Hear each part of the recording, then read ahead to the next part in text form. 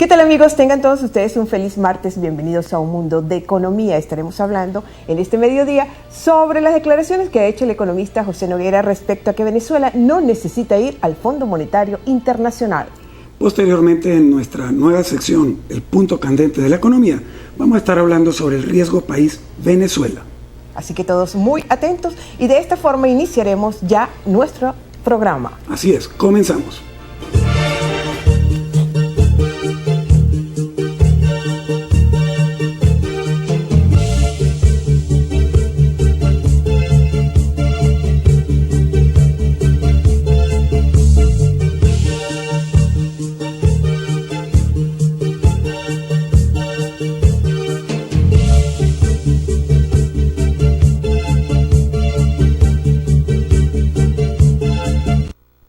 Bienvenidos sean todos ustedes a Un Mundo de Economía, estrenando nosotros la entrega de hoy martes. Bienvenido, Fidel, y muy contentos, ¿verdad, Fidel? Efectivamente, muy buenas tardes a todos ustedes.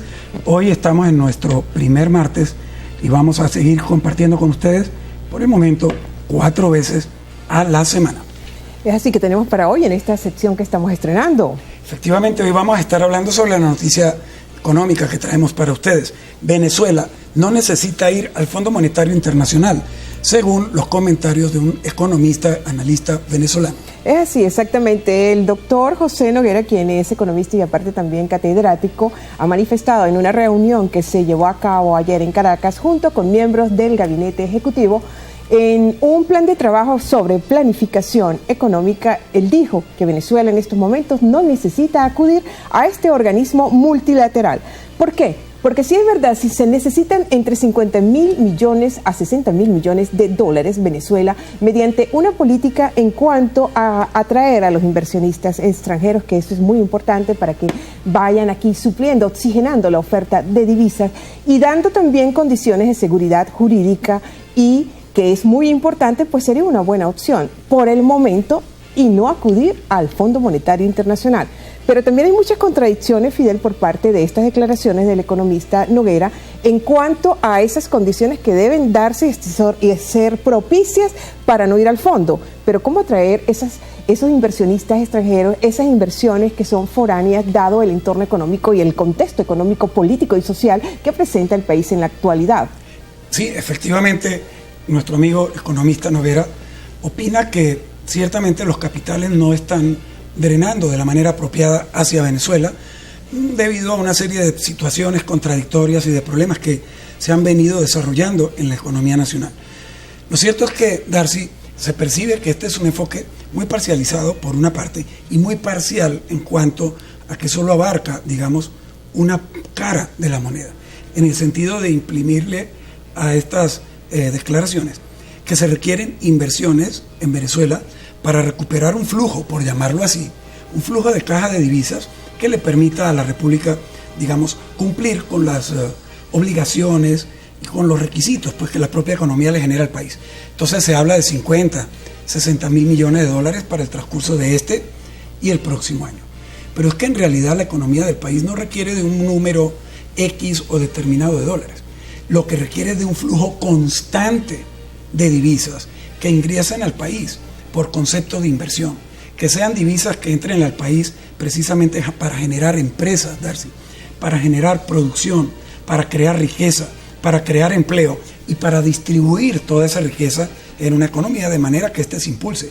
Ese tipo de proyectos de inversión internacional tienen que ser generados por el Estado y bajo la concepción de una estrategia que apunte fundamentalmente a sectores, digamos, nodales de la economía que la impulsen. Exactamente, pero aquí lo importante destacar es que ese contexto para atraer esas inversiones extranjeras debe tener muy presente que haya libertades en cuanto a la movilidad de los capitales, Fidel. Aparte de eso, también esa seguridad jurídica. Yo pienso que esta aseveración que hace el economista José Noguera en cuanto a que Venezuela, pues en este momento no necesita acudir a este organismo multilateral como es el Fondo Monetario Internacional, también se contradice con lo que él propone en cuanto a ese escenario posible, ¿no?, para atraer todos esos inversionistas extranjeros y un escenario donde debe haber, por supuesto, equilibrios macroeconómicos en el orden de la política fiscal, de la política cambiaria y de la política monetaria.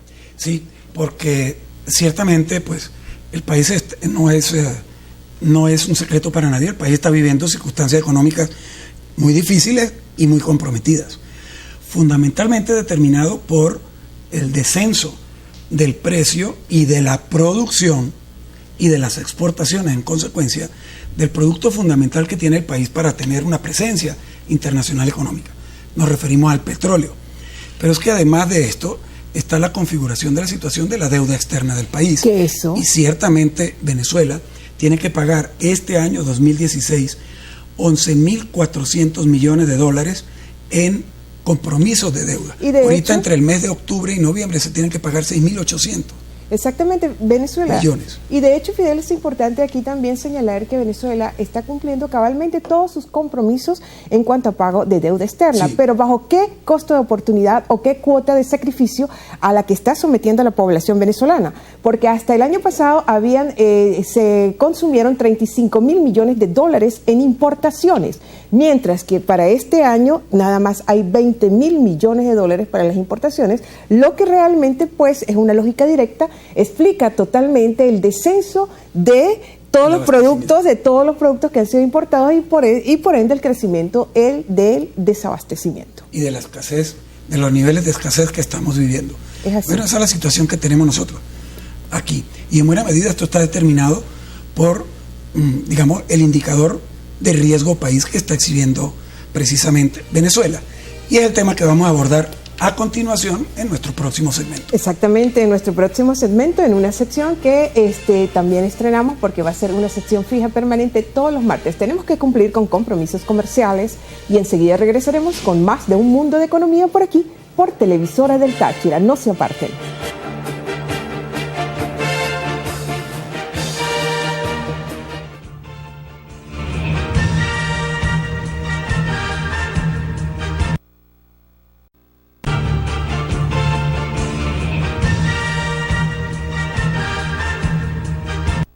Bueno amigos, esto es Un Mundo de Economía, seguimos aquí con ustedes en este mediodía de martes. Hoy nos estrenamos con una nueva sección denominada El Punto Candente de la Economía, porque siempre hay temas que son importantes abordar, puesto que son, y de allí el título, son temas calientes, son temas difíciles y que tienen un impacto directo sobre el desenvolvimiento económico de países, empresas, personas, familias, todos nosotros. Por eso traemos este tema nosotros hoy aquí. Darcy, ¿en qué consiste entonces nuestra sección? Un punto candente de la economía es para tratar justamente todas esas situaciones, esas condiciones del entorno económico nacional. En esta sección nos va a acompañar todos los martes nuestro amigo David Feldman, quien es abogado y también es un estudioso muy meticuloso, muy, vamos a decirlo así, y muy analítico del tema económico. David, bienvenido a Un Mundo de Economía. Gracias por acompañarnos y por compartir con nosotros y ser parte del equipo de trabajo aquí, llevándoles a ustedes todos esos análisis, amigos. Saludos, David. Buenos días, Darcy, Fidel. Y nosotros Gracias. hablábamos justamente en el segmento anterior sobre todo de que Venezuela pues no tiene necesidad en el momento de acudir al Fondo Monetario Internacional, pero bueno, y en un país donde el riesgo país Venezuela está dentro de los más altos del mundo, con más de 2.640 puntos. En la actualidad vamos a hablar sobre el riesgo país Venezuela. ¿Qué es el riesgo país, David, y por qué está tan alto? ¿Cómo hemos llegado a esto? ¿Qué indica el riesgo país? Cuando un país cuando el gobierno de un país no mantiene los equilibrios macroeconómicos, balanza de pagos, déficit del gasto público, reservas internacionales y estabilidad de moneda, es cuando un riesgo país es alto. Esa es la actual situación de Venezuela. Sí, porque el riesgo país es un indicador que mide la estabilidad política y la estabilidad económica de un país. Y si hablamos nosotros en cuanto al entorno político en la actualidad, aquí de Venezuela, pues por ende es una de las razones que se justifica que esté con un nivel tan elevado. El riesgo país, aparte de eso, ¿por qué tan alto, David?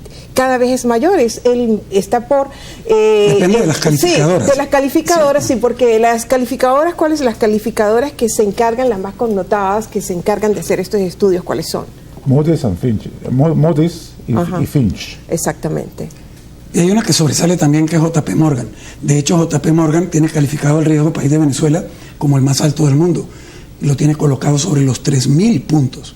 Es la que tiene el riesgo más alto de Venezuela. Sí, porque ¿qué indicadores toman en consideración estas calificadoras como Morgan, como Standard & Poor's y como, sí, exactamente, aparte de los indicadores en cuanto el análisis del contexto del ambiente están los de mercado y los indicadores financieros? Y en eso Venezuela pues realmente también está muy, dada la situación y el desenvolvimiento económico, pues no califica, ¿no?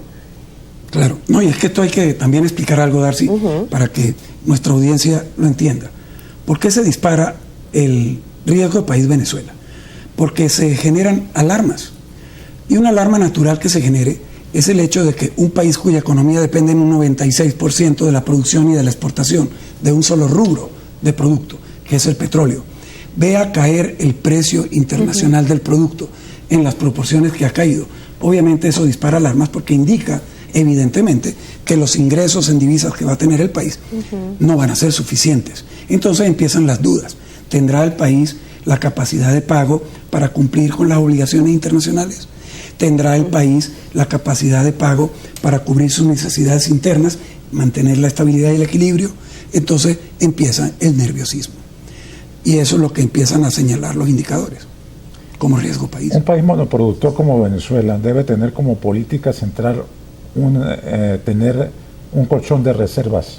Eso es muy importante. Grande, como Venezuela no lo tiene, viene un ciclo de precios bajos en el precio petrolero y las dudas sobre Venezuela son altas. El riesgo del país aumenta exponencialmente. Son mayores. Cierto, David. Oye, eso es importante. Claro, el riesgo país es su crecimiento exponencial. David, claro, muy importante eso que acaba de decir. ¿Y por qué no hay esa percepción de riesgo, por ejemplo, sobre Dubái o Kuwait o Arabia Saudita, que son países petroleros? Porque tienen los colchones. Tienen colchones de reservas que Venezuela, muy grandes, que Venezuela institucionalmente nunca ha tenido. Qué grave.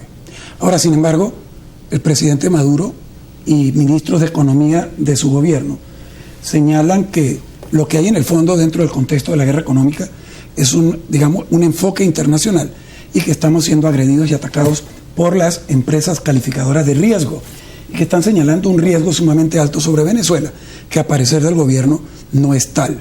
Y esto está generando, por supuesto, entonces, un aura de negatividad y de mala imagen del país que evidentemente nos está afectando. ¿Qué opinas de esto, David?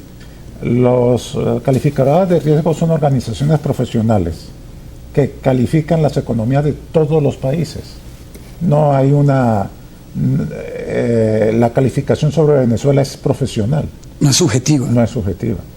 Y obviamente si utilizan los mismos métodos de calificación para todos los países que trabajan. Es así. No hay diferencias. Por eso, entonces, ¿qué sentido tiene un anuncio de esa naturaleza, ¿no? Y tú, como lo has dicho, David, realmente, pues, si no hay un equilibrio macroeconómico, si el gobierno no puede, sobre todo los representantes del Ejecutivo Nacional, cumplir con todos los compromisos en cuanto al pago de sus cuentas macroeconómicas, el riesgo país, pues, cada vez se eleva mucho más. ¿Hay algún temor al respecto de futuro incapacidad de pago del país?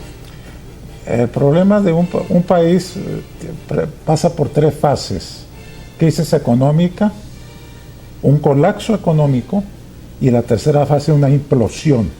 Caramba, yo creo que tenemos que abrir el próximo segmento precisamente con esta temática.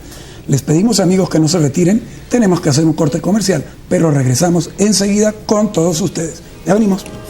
Claro.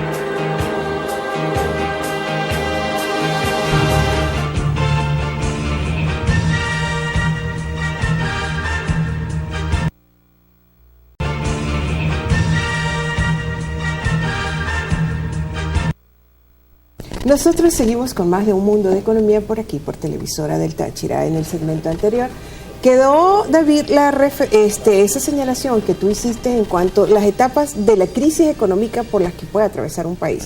Inicialmente dijiste crisis económica, segunda etapa lo que es el colapsamiento y la tercera etapa la implosión económica. ¿En qué etapa estamos? Nosotros. Venezuela estalló una crisis económica fundamentalmente de balanza de pagos y déficit fiscal. No se han establecido los correctivos necesarios Estamos con bajas masivas de Producto Interno Bruto de hasta el 10% a 16% al año. Estamos en una etapa de colapso económico. En este momento. En este momento. La implosión económica es una situación de anarquía, en donde puede haber violencia, puede haber una crisis de Estado. Obvio, y mucha inestabilidad. Y inestabilidad, violencia.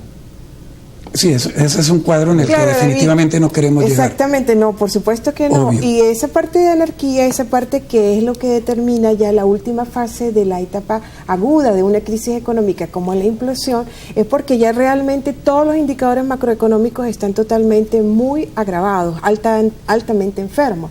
Realmente aquí lo que ha hecho falta es un plan de estabilización macroeconómica. Sí. Sí. ¿Qué hay que hacer según tu criterio? El plan. El plan es básicamente financiar el financiamiento externo del país. Es necesario regularizar la economía del país, retirar el control de cambios y establecer un plan de financiamiento que permita ocupar los problemas que tenemos en alimentación y medicinas inicialmente. Recuperar las cuentas macroeconómicas y normalizar la economía.